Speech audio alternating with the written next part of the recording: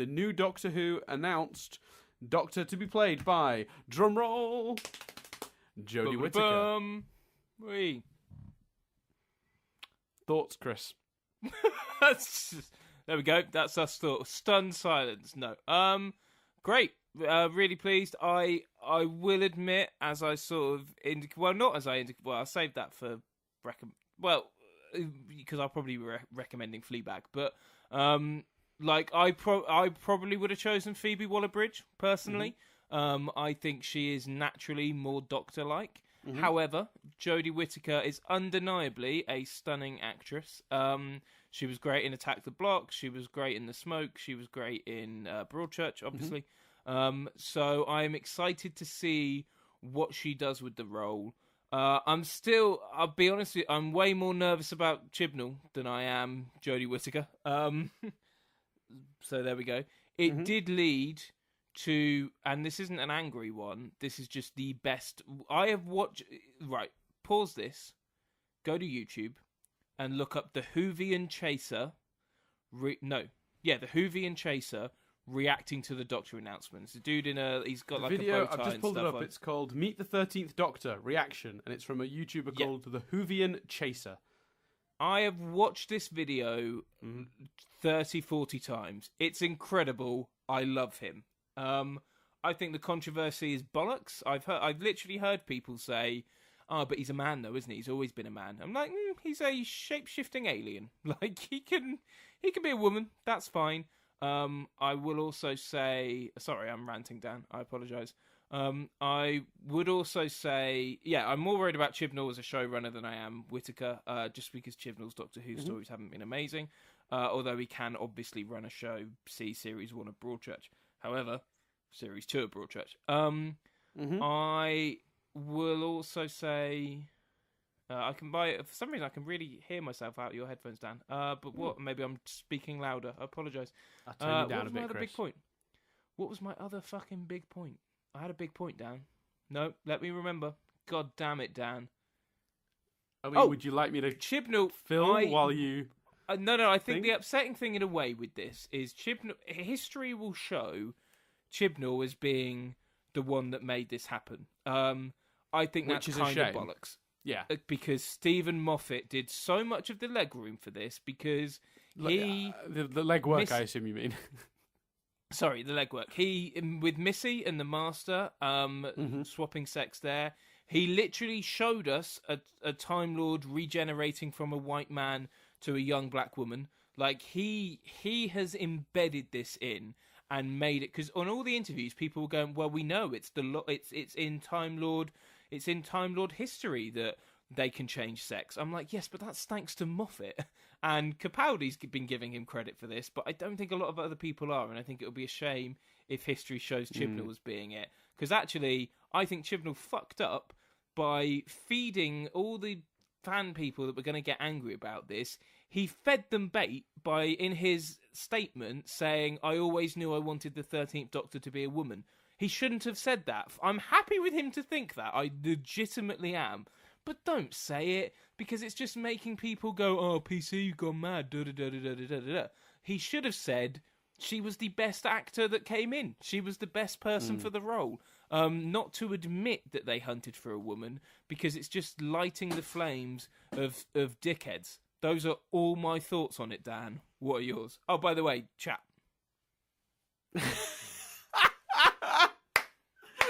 That might be the longest we've gone. That's then led into you saying chat. Oh, and it's worth noting, we've not explained, for those of you who are new to the podcast, Chat or Skip is a game where one of us reads out a news article, the other one decides if we're going to talk about it or not. So a couple of days before... about 24 hours before this got announced, there was a shift in the betting, and Jodie Whittaker's name appeared at the top of the list out of nowhere. And the reason that happened, and it happened for Peter Capaldi and it happened for Matt Smith, is because obviously as the announcement gets nearer, more people are let into the loop of who's the Doctor, and if they know that person is an outside shot, and in all those cases that person was until the day before, they will then bet on it. And the more they bet on it, the higher they go up the odds. And suddenly Jodie Whittaker's name was on there the night before. And I said to Chris, I don't remember the exact words, but what I said to Chris was basically, I'm not sure how I feel about Jodie Whittaker. Nothing to do with the female thing. Well, this is just referring to Jodie Whittaker as an actress. She just didn't seem very doctory to me. She seems quite straightforward. I think you agreed. Yeah, I think you agreed with my assertion that Phoebe Waller-Bridge felt more doctory and was a better choice. So then the next day comes and there's the Wimbledon final, and I'm at work. And I get like a reprieve where I can actually have a quick check and see where it is. And by fluke, I happened to be checking to see if Wimbledon was finished. And I pulled up the live stream. And then they announced they're about to show the Doctor. So I got to watch this go out live through complete fluke. And you see the person from the back. And they've got the hood up. And I'm thinking, well, it's definitely a woman. 100%. Because they wouldn't go to the trouble of dressing them that way and shooting them from the back if it was a guy. Then you see the hand, and it is a feminine hand. I'm going, okay, so it's definitely a woman. So I'm thinking, so at this point, it's pretty much Jodie Whittaker or Phoebe Waller-Bridge. And I'm thinking, I hope it's Phoebe Waller-Bridge. I don't feel that Jodie Whittaker has the Doctor in her, that fire in her eyes. She pulls the hood down, and she looks up at the TARDIS. And in a second, I went from, it is Jodie Whittaker, to being completely sold on this woman as the Doctor. The look in her expression, the way she had a wry smile at the thought of adventure ahead, like just everything she does in those 3 seconds she's in front of that camera is incredible. Because it took me from being someone who was not a doubter of there being a female Doctor, but was there. It was, and it's a shame I have to keep qualifying that. But was a doubter of just Jodie Whittaker as an actress, and then all of a sudden I was on board, and I realised the reason. Go on. No, you go. Well, you go. I think the reason that happened is because I'd only experienced Jodie Whittaker in 2 roles at that point. One of which was Attack the Block, and one of them is Broadchurch, where she just plays a quite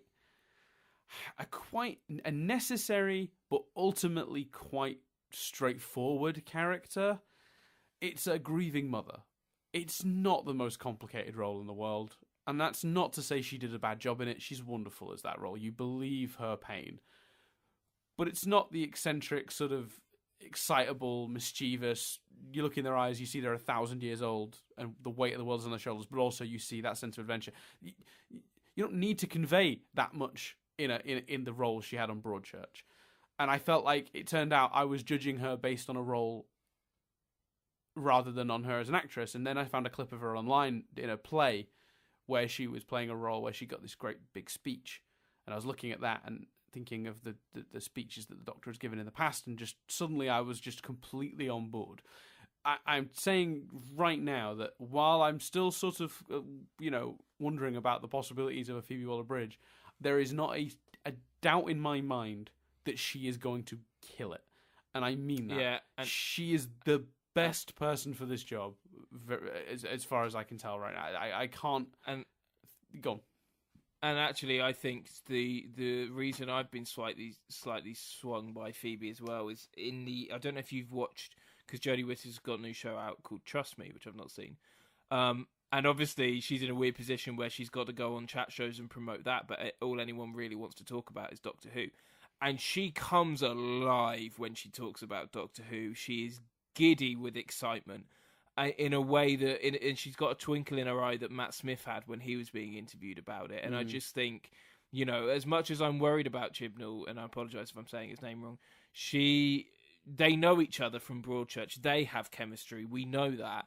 And just for someone to be so excited and seemingly so proud to have this opportunity, like, that's got to lead to something great on screen. Like, and if he is able with her to create, because for all of my opinions on some of his Torchwood and Doctor Who scripts, Broadchurch Series 1, he created something which had an excitement, which had discussion points. I don't think he needs to do he's not going to do like a murder mystery, although I've always thought that a murder mystery across time and space is quite a cool kind of logline for Doctor Who, but it would be too obvious for him to do that now. Yeah, he could probably get away with doing that a few seasons in. Yeah, because it's a wonderful idea and it's something new for the show. But if he can generate that, that sense with her, then the show will fly, because they've got a really difficult job, because new people and people that have lost sight of the show are going to, I don't think the viewing figures are going to fall that much, at least for the first episode, because new people and people intrigued are going to watch this. It has to be spectacular, though, for them to watch the entire series, because I've seen so many vlogs of people going, oh yeah, no, I'm going to watch now, I'm definitely going to watch, and I'm like, you won't watch unless the stories are good. It's not, the novelty of her being a female doctor is not enough. The stories have to be amazing too. And I hope that they will be, and I hope that the show, I hope it flies. I really do. Can I read you some of the feedback from the backlash? You might have seen it. I think I might have sent you this. Yeah. This was my favourite comment written, and it's so good it just has to be said out loud, Chris. Right? So this is from a poster, and I'm going to leave them anonymous, on a famous Doctor Who message board called Gallifrey Base. Yeah? So the guy says, this is on the thread announcing Jodie Whittaker. That's my lot. This show is now being made by the liberal left for the liberal left. It's been heading this way for years, but this is too much. And no doubt the character will be written as a lesbian as well. Even outside of those objections, it's more jobs for the boys, with Chibnall just appointing all of his mates again. And again, this show has been like this for a while as well. Fandom seems delighted with this PC nonsense, and those of us opposed to it will now have our noses rubbed in it constantly. I mean, and then he ends with, I'm not even interested in the Christmas special now. You know what? It's got the first Doctor in it. Goodbye. It's nuts. And I will say, because they're made fairly, because I believe we have said on this before, when Matt Smith announced he was leaving, we discussed it, and we said it seemed hard to believe a female Doctor was the same person. But again, ever since then, Moffat has done the work.